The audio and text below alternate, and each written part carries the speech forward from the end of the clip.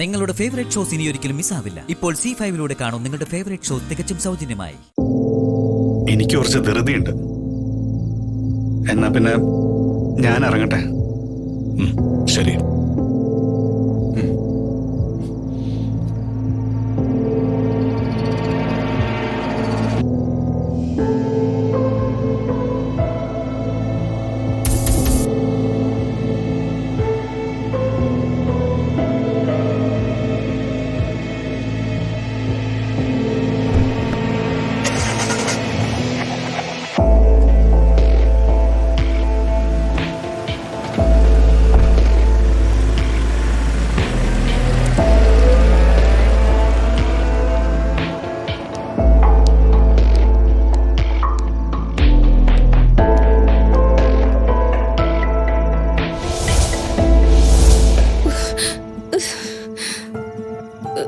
ചൊറിയുന്നമ്മേ.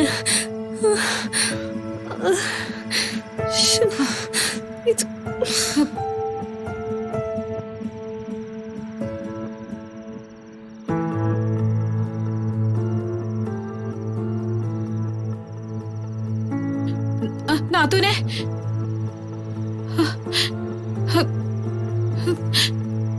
എന്റെ മോളുടെ കിടപ്പ് കണ്ടിട്ട് എനിക്ക് സഹിക്കുന്നില്ല.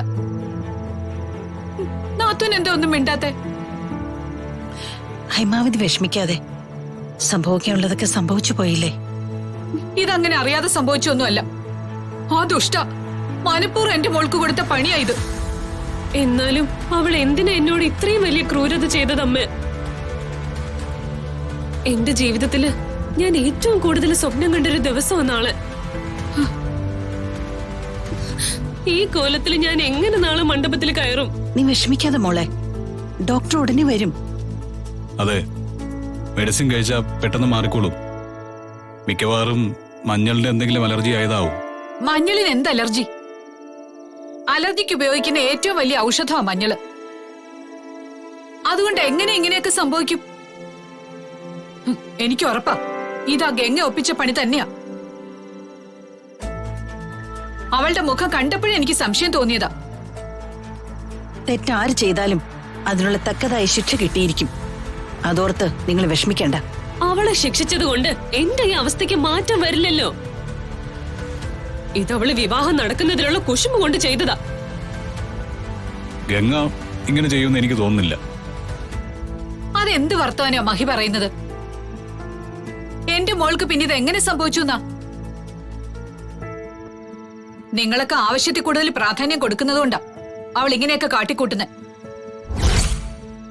ആര് ചെയ്തതായാലും എന്റെ മുഖം ഇങ്ങനെ ആയില്ലേ? ഞാൻ സ്വപ്നം കണ്ട് കാത്തിരുന്ന ദിവസമാണ് നാളെ. പക്ഷെ ഈ കോലത്തില് ഓർത്തിട്ട് എനിക്ക് സഹിക്കുന്നില്ല. വിഷമിക്കാതെ മോളെ. മഹി, ഇതിന് പിന്നിൽ ഗംഗയാണെന്ന് തെളിഞ്ഞാൽ തക്കതായ ശിക്ഷ തന്നെ അവൾക്ക് കൊടുക്കണം. ആ കാര്യത്തിൽ ഒരു ദാക്ഷിണ്യവും വിചാരിക്കരുത്. ഇല്ല, ഞാനായിട്ട് ഒന്നിനും എതിര് നിൽക്കില്ല. ന്യായമായ അമ്മയുടെ തീരുമാനങ്ങൾക്ക് ഞാൻ തടസ്സം നിൽക്കാറില്ലല്ലോ. ഡോക്ടർ ഒന്ന് വേഗാട്ടെ. എന്റെ മോളുടെ മുഖം. നാളെ കല്യാണം നടക്കേണ്ട കുട്ടിയാ. എല്ലാവരുടെയും മുന്നില് അവൾ എങ്ങനെ ഈ മുഖമായിട്ട് നിൽക്കും? നാത്തുനൊന്ന് സമാധാനിക്കേ, ഡോക്ടർ വന്നില്ലേ? ഞാനൊന്ന് നോക്കട്ടെ.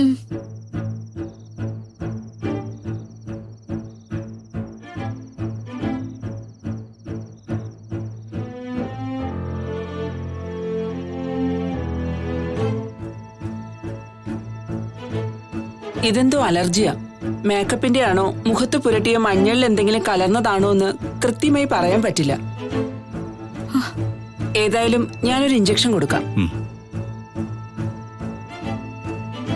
പെട്ടെന്ന് മാറൂ ഡോക്ടർ. കുട്ടി ടെൻഷൻ അടിക്കാതെ, പെട്ടെന്ന് മാറാനുള്ള ഇഞ്ചക്ഷനാ. ബാക്കി നമുക്ക് നോക്കാം.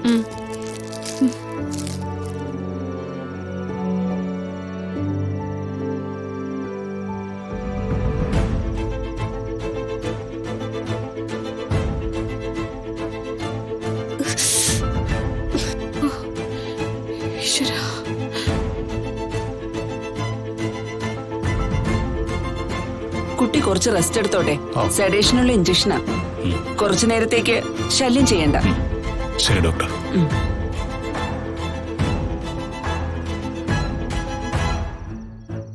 എങ്കിൽ ശ്രേയ റെസ്റ്റ് എടുക്കട്ടെ, നമുക്ക് പുറത്തേക്ക് പോവാം.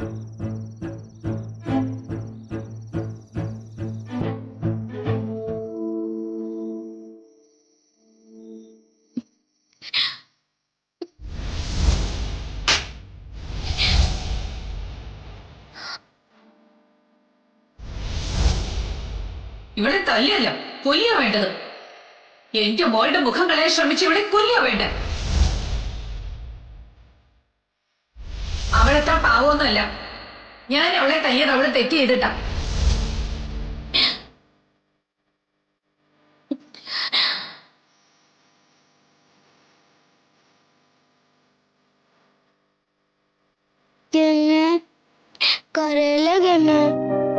ഞാൻ ഒരു തെറ്റും ചെയ്തിട്ടില്ല മാളു. മനസ്സാവാച അറിയാത്ത കാര്യത്തിന് എല്ലാരും കൂടി ഇന്ന് തന്നെ. ഗംഗ ഒന്നും ചെയ്തിട്ടില്ല എന്ന് എനിക്കറിയാം. ഞാനോ ശ്രേയക്ക് അലർജി വരാൻ കാരണം. മാളു വെറുതെ കള്ളം പറയണ്ട.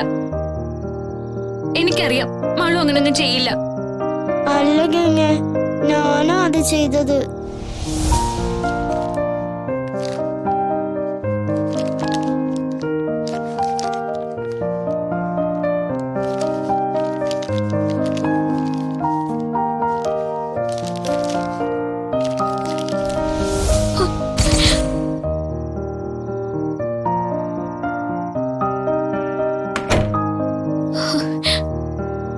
എന്താ മോള് ചെയ്തത്?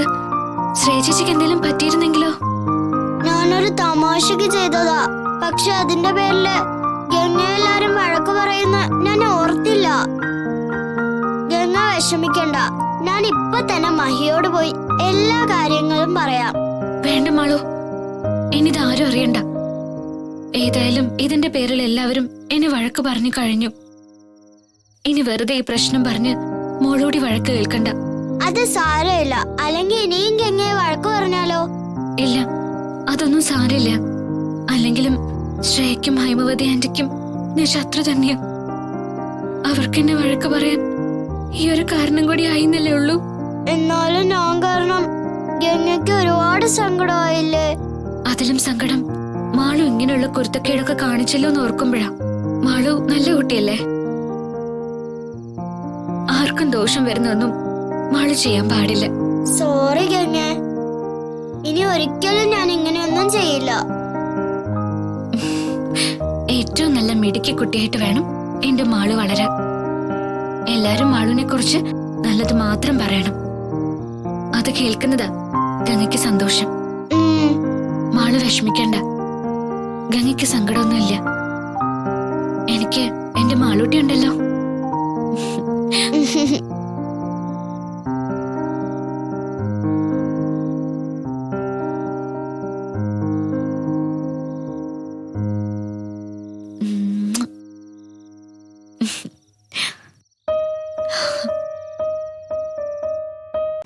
ഡൗൺലോഡ് ചെയ്യൂ C5 ആപ്പ്. കാണൂ എല്ലാ എപ്പിസോഡുകളും സൗജന്യമായി.